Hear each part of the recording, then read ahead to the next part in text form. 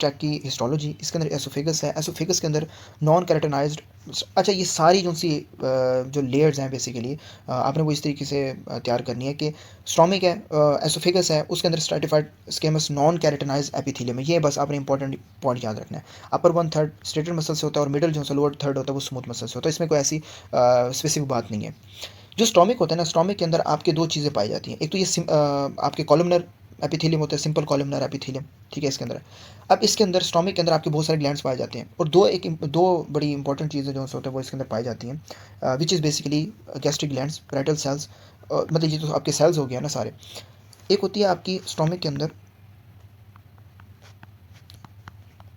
Gastric पिट्स और gastric glands.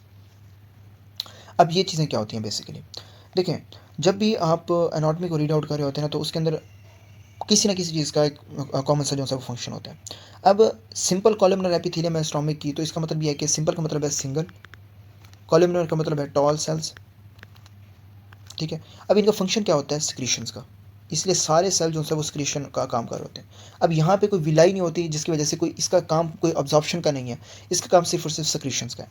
अब दो चीज़ें मैंने आपको बताई और एक गैस्ट्रिक पिट्स और गैस्ट्रिक ग्लैंड्स। गैस्ट्रिक पिट्स क्या होती है, बेसिकली ये सरफेस की इन्वेजिनेशन होती है, मतलब कि जो सर्वेस है उसकी ऐसे इन्वेजिनेशन और डिप्रेशन, इन्वेजिनेशन डिप्रेशन किस चीज़ के लिए, सिक्रीशंस के लिए, ठीक है। इनका काम क्या होता है कि ये जो गैस्ट्रिक ग्लैंड्स हैं उनके अंदर ओपन होती हैं, ठीक है ना, और ये सिक्रीशंस का काम कर रही होती है। इसके बाद होते हैं गैस्ट्रिक ग्लैंड्स। अब गैस्ट्रिक ग्लैंड्स के अंदर आपके वही सेल्स आ जाते हैं, पैराइटल सेल्स, जो आपको कर रहा होता है HCl और इंट्रिंसिक फैक्टर को रिलीज़ कर रहा होता है। इसके अलावा चीफ सेल्स, अच्छा चीफ सेल्स, इसके अलावा ये आपको कर रहा होता है म्यूकस की पेप्सिनोजिन्स को आपको रिलीज़ कर रहा होता है, पेप्सिनोजिन। इसके अलावा म्यूकोजल सेल्स आपको रिलीज़ कर रहा होता है म्यूकस, और जी सेल यानी कि गैस्ट्रिन आपका जो सब यहाँ से रिलीज हो रहा होता है जी सेल से।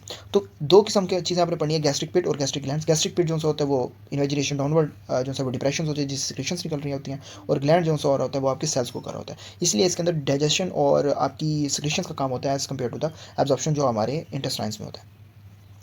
अब आपने तीन चीज़ें याद रखनी है, ड्यूडेनम, जिजनम, इलियम। इनके ऑलमोस्ट जो स्ट्रक्चर्स होते हैं वो बड़े कॉमन होते हैं, ठीक है। एक फ्लैश क्विज आपने, अगर आपको कोई पूछ ले,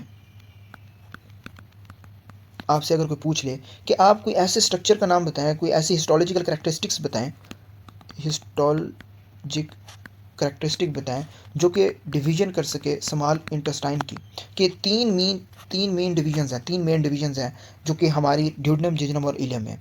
तो याद रखें कि ड्यूडेनम के अंदर आपके बाकी विलाई, माइक्रोविलाई हर किसी में होते हैं, विलाई, माइक्रोविलाई, विलाई, माइक्रोविलाई ये होते हैं, लेकिन ऐसी कौन सी चीज़ है जो कि, या क्रिप्स ऑफ लेबरकॉन, ये सारी ड्यूडेनम, जिजनम, इलियम में होते हैं, लेकिन ड्यूडेनम ऐसी कौन सी चीज़ है जो डिफ्रेंशिएट करती है, तो it is a Brunner's gland.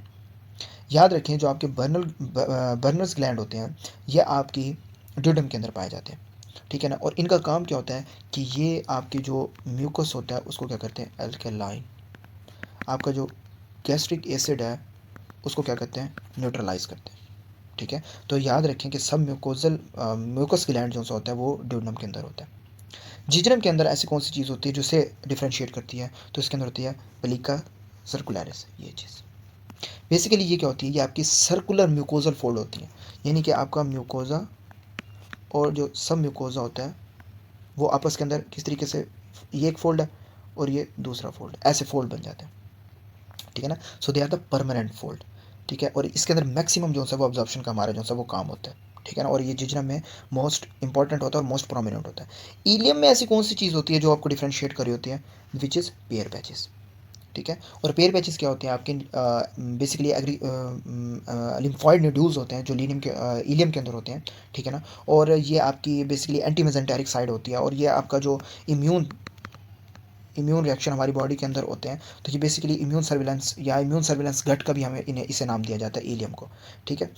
तो ये तीन चीज़ें आप अगर कोई पूछे कि आपने पढ़ तो लिया है कि स्टोमिक, ड्यूडेनम, जिजनम, ये ड्यूडेनम, जिजनम, इलियम, ये इंटेस्टाइन के अंदर हर चीज़ विलाई है, माइक्रोविलाई है, दो क्वेश्चन आपसे पूछ सकता है, ऐसी कौन सी चीज़ें हैं जो कॉमन है, और ऐसी कौन सी तीन चीज़ें जो इन्हें डिफ्रेंशिएट कर सकते हैं। तो आपको याद होना चाहिए, बर्नर ग्लैंड ड्यूडेनम में, पेलिका सर्कुलरिस जिजनम में, और पेयर पैचेस इलियम के अंदर।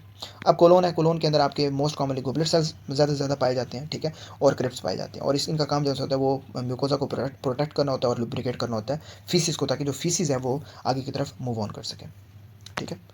सो आई थिंक ये एनफ हो जाएगा इतना। इंशाल्लाह नेक्स्ट जो हम एब्डोमिनल ऑल्टा और इसकी ब्रांचेस को इंशाल्लाह डिस्कस करेंगे पार्ट 2 में। Thank you so much. अगर कोई मिस्टेक हुई हो तो काइंडली, क्योंकि एक रिवीजन है, मैं सिर्फ जो मैंने पढ़ा हुआ है उसी को मैं डिटेल डिस्कस कर रहा हूँ, कोई नोट्स मैं यूज़ नहीं कर रहा, तो इसलिए कोई भी ऐसी चीज़ हो या एक्स्ट्रा चीज़ हो तो मुझे लाजमी बताइएगा। Thank you.